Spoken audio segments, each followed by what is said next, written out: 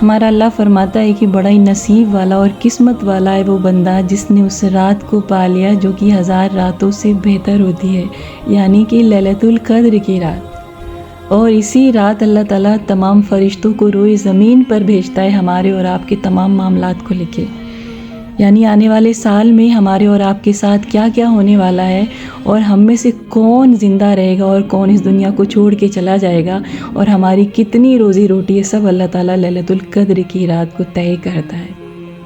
तो रमज़ान की आखिरी रातों में लैलतुल क़द्र की रात आती है और किसी को नहीं पता है कि वो रात कौन सी रात होती है। और यही सबसे ज़्यादा अमेजिंग है कि किसी को पता नहीं है, क्योंकि अगर बंदों को पता होता है ना तो एक ही रात को वो चक की इबादत करके बहुत सारी नेकियां कमा सकते थे। लेकिन यहाँ पे कमाल अल्लाह ने ये रखा कि आपके 21 और 23 और 25 और 27 और 29 रात में कोई भी एक रात होती है जो लैलतुल क़द्र की रात होती है। और जो बंदे इन सारी रातों को जाग के इबादत की ना, यकीनन उन्होंने लैलतुल क़द्र की रात को पा लिया। लेकिन वो बंदे जो पूरी रात नहीं जगे लेकिन 20 रोज़े के बाद हर रात वो आखिरी तिहाई हिस्से में जगे, यानी कि तहज्जुद के पहले जगे या तहज्जुद के वक्त जगे और उन्होंने अल्लाह की इबादत किया, तो यकीनन उन्होंने भी लैलतुल क़द्र की रात को पाया है। तो आई होप आप सब ने खूब सारी इबादत की होगी और इस रात को ढूंढने की ज़रूर कोशिश की होगी। तो यकीनन मैंने भी किया और मुझे महसूस हुआ 27 वाले रोज़े को। तो सहरी के टाइम जब मैंने चाँद की तरफ देखा ना तो बहुत ही खूबसूरत चाँद नज़र आ रहा था, बिल्कुल ईद की चाँद की तरह। क्योंकि हर रात जब मैं चाँद देखती थी ना तो वो बात नहीं थी जो आज की चाँद में थी। और सुबह तकरीबन 6:15 के करीब जब मैं अपने टेरेस पे आई पेड़ पौधों को पानी देने, तो सूरज का जो नज़ारा था ना उसको देख के मेरे दिल को यकीन हो गया कि वाकई लैलतुल क़द्र की रात आज ही की थी। तो बहुत खूबसूरत माहौल था और आसमान में काफ़ी बादल थे और बहुत प्यारा सूरज था। तो खैर जो भी मैंने महसूस किया आपसे शेयर किया, लेकिन अल्लाह ताला ज़्यादा बेहतर जानने वाले हैं कि वो रात कौन सी रात थी। तो बस रमज़ान हम सब से जुदा हो रहा है और कुछ घंटे रह गए हैं और बस अल्लाह से दुआ है कि हमारे और आपके रोज़े को कबूल फ़रमाए और हमारे और आपकी इबादत को कबूल फ़रमाए और जो भी हमने और आपने तिलावत किया अल्लाह ताला उसको कबूल मंजूर फ़रमाए। और जो भी इस दौरान हमसे गलतियाँ हुई, कोताहियाँ हुई कुरान की तिलावत करने में या फिर ज़िक्र करने में, अल्लाह ताला उन सारी कोताहियों को, गलतियों को दरगुज़र फ़रमाए और तमाम मुसलमानों के इंशाअल्लाह अल्लाह ताला रोज़े कबूल फ़रमाए और सबको अजर अज़ीम का मुस्तहिक बनाए। तो अल्हम्दुलिल्लाह बहुत बेहतरीन रमज़ान गुज़रा ये हमारा रमज़ान। तो आई थिंक ये मेरी ज़िंदगी का पहला ऐसा रमज़ान था जो कि मेरे लिए बहुत स्पेशल और बहुत ख़ास था और बहुत पुरसुकून और बहुत खुशियों से भरा हुआ था। तो क्यों ख़ास था ये रमज़ान आगे इंशाल्लाह हम आपको ज़रूर बताएंगे, लेकिन सबसे पहले अल्लाह का करोड़ों बार शुक्र अदा करना चाहेंगे कि जो भी हमने रमज़ान को लेके अपना गोल सेट किया था, अल्लाह का शुक्र है कि उसमें बहुत अच्छी कामयाबी नसीब हुई। तो अल्लाह से दुआ है कि जो इबादत हुई उसको कबूल मंजूर फ़रमाए। और मैंने अपने उठने का टाइम 1 रोज़े से लेके 20 रोज़े तक 3 बजे का रखा था और 20 रोज़े के बाद मैंने आखिरी तक अपने अलार्म को 1 घंटे और पीछे की, यानी कि 2 बजे कर दिया। तो अल्लाह का शुक्र है कि कामयाबी मिली। बस अल्लाह उस इबादत को कबूल फ़रमाए। और जो रिलेशन मैंने इस रमज़ान में अल्लाह से महसूस किया ना, वाकई इसके पहले मैंने कभी नहीं महसूस किया। जो कनेक्शन इस रमज़ान मुझे फ़ील हुआ इसके पहले कभी नहीं फ़ील हुआ। तो कुरान की तिलावत के दौरान 1-2 आयत ऐसी आई मेरे सामने जहाँ पर मेरा दिल भर आया और मैंने बेसाख्ता रो दिया। तो ऐसा लग रहा था ना कि अल्लाह ताला से बातें हो रही हैं, क्योंकि जब आप कुरान पढ़ते हैं ना तो उसका मतलब यही होता है कि आप अल्लाह ताला से बातें कर रहे हैं। और ख़ासकर अगर आप ट्रांसलेशन के साथ हमेशा पढ़ते हैं ना तो फिर आपको सारी चीज़ें समझ आती हैं और जो भी आपकी लाइफ की प्रॉब्लम होती है ना वो उससे कहीं ना कहीं वो आयत रिलेट करती है। तो आप यकीन माने जब मैं फ़र्स्ट टाइम उस आयत से गुज़री तो मुझे रोना आया, लेकिन सेकंड टाइम जब मैंने दोबारा ख़त्म कुरान किया उसी आयत पे फिर जाके मैं रुकी और फिर मुझे रोना आया। और जब मैंने उस आयत को देखा ना तो मुझे ऐसा लगा कि वाकई अल्लाह ताला तसल्ली दे रहा है कि गम ना कर, है मेरी बंदी, मैं तेरे साथ हूँ। क्योंकि ये अल्लाह का इशारा ही था, क्योंकि उसी आयत पे आप जाके वही सारी चीज़ें सोच रहे हो जो आप पहली बार कुरान ख़त्म करते हुए सोच रहे थे।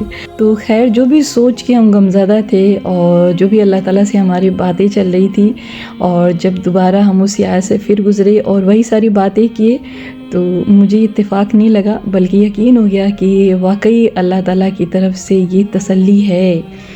और यकीनन जब आप अल्लाह से बहुत ज़्यादा रिलेशन बनाते हैं ना, तो उसकी तरफ से जवाब आता है, महसूस कीजिएगा।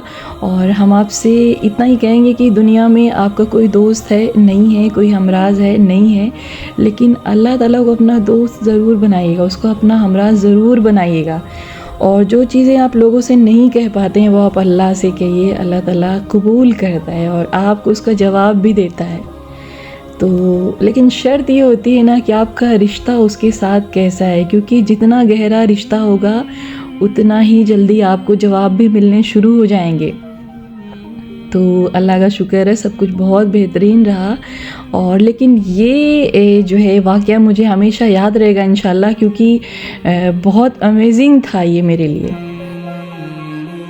तो खैर, देखते देखते रमज़ान बीत गया और सब कुछ बहुत आसानी से गुज़रा अल्हम्दुलिल्लाह। और बच्चों ने रोज़े रख के एग्ज़ाम दिए, अल्लाह ताला उनके रोज़े कबूल फ़रमाए। और दुनिया में जितने भी बच्चे रोज़े रख के एग्ज़ाम दिए, अल्लाह ताला उनको कामयाबी दे, क्योंकि आपको दुनिया के साथ साथ अपनी आखिरत को ज़रूर रोशन करके रखना है और यही वक्त है तैयारी करने का। और जो लोग अपने बच्चों पे तरस खाते हैं कि उनका एग्ज़ाम है, वो रोज़ा कैसे रखेंगे, तो आप बहुत बड़ी गलती कर रहे हैं। क्योंकि यहाँ जो दुनिया में है ना, थोड़ी सी मुसीबत है, आप उससे बचाने के लिए अपने बच्चों को जो इबादत से, यानी कि उनको जो इबादत की तरफ आप जो है मोटिवेट नहीं करते ना, वहाँ पे आप बहुत बड़ी गलती कर रहे हैं। अगर बच्चा आपका रोज़ा रख के एग्ज़ाम देगा ना, यकीन मानिए अल्लाह ताला बहुत ज़्यादा जो है अजर सवाब देगा और बहुत बड़ी कामयाबी देगा। और आखिरत की कामयाबी सबसे बड़ी कामयाबी है।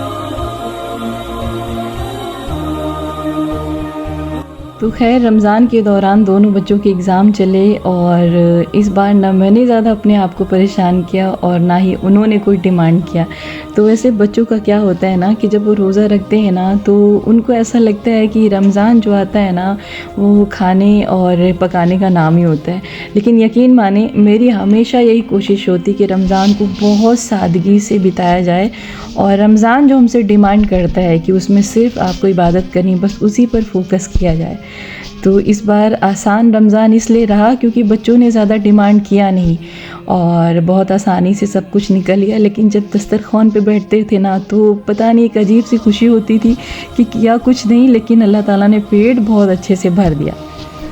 तो खैर जी, मेरी शॉपिंग जो है हमेशा रमज़ान से पहले होती है और इस बार भी अल्हम्दुलिल्लाह रमज़ान के पहले ही हुई थी, काफ़ी पहले हुई थी। और जो भी मैंने आपको पीछे वीडियो दिखाई वो भी रमज़ान के पहले की है, लेकिन उस वक्त हम शॉपिंग नहीं कर रहे थे, बल्कि हम किसी के साथ गए हुए थे और उसके बाद फिर चैनल से हमारा ब्रेक हो गया। तो हमेशा अल्हम्दुलिल्लाह मैं रमज़ान के पहले शॉपिंग करती हूँ, क्योंकि मुझे ऐसा लगता है कि रमज़ान सिर्फ़ इबादत का नाम है और उसमें अपने आप को दूसरे कामों में मशगूल रख के थका देना, और यानी कि इबादत में कोताही हो जाती है फिर। तो हम आपसे भी यही कहेंगे कि रमज़ान से पहले ही सारी शॉपिंग कर लिया करिए, क्योंकि बहुत थकान हो जाती है रोज़ा रख के और एक तरीके से अपने ऊपर जुल्म होता है। मैंने देखा है बहुत सारी औरतें जो है रोज़ा रखने के दौरान जाती हैं और बहुत ज़्यादा वो थकी हारी सी लगती हैं और बहुत मुश्किल होता है। तो कभी भी फ़ैशन के चक्कर में ना पड़ें, जो भी आपको पहले मिल जाए उसको लें और पूरे खुलूस के साथ और इत्मीनान के साथ और सुकून होके अल्लाह की इबादत करें, क्योंकि वो ज़रूरी होता है।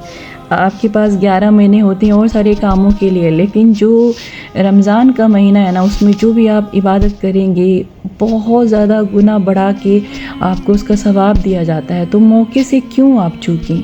आप जो भी काम करना चाहते हैं पहले ही कर लें, ताकि आप रमज़ान में आराम से घर में रहें और इबादत करें। तो अल्लाह का शुक्र है कि मैं कभी भी किसी भी रमज़ान में बाहर ज़्यादा आती जाती नहीं हूँ, बहुत रेयर केस में निकलती हूँ। और इस बार तो बच्चों के तकरीबन 8 से 9 दिन जो एग्ज़ाम पढ़े, अमान के अलग हो रहे थे, अमानत के अलग हो रहे थे, लेकिन जो लास्ट पेपर था वो दोनों के एक ही दिन थे और हम एक ही दिन में फ्री हो गए और बहुत खुशी हुई। और अल्लाह ताला से दुआ है कि बच्चों ने जो भी मेहनत किया है ना उसमें कामयाबी दे और दुनिया के तमाम बच्चों को कामयाबी दे और सबकी ईद इंशाल्लाह अच्छी गुज़रे।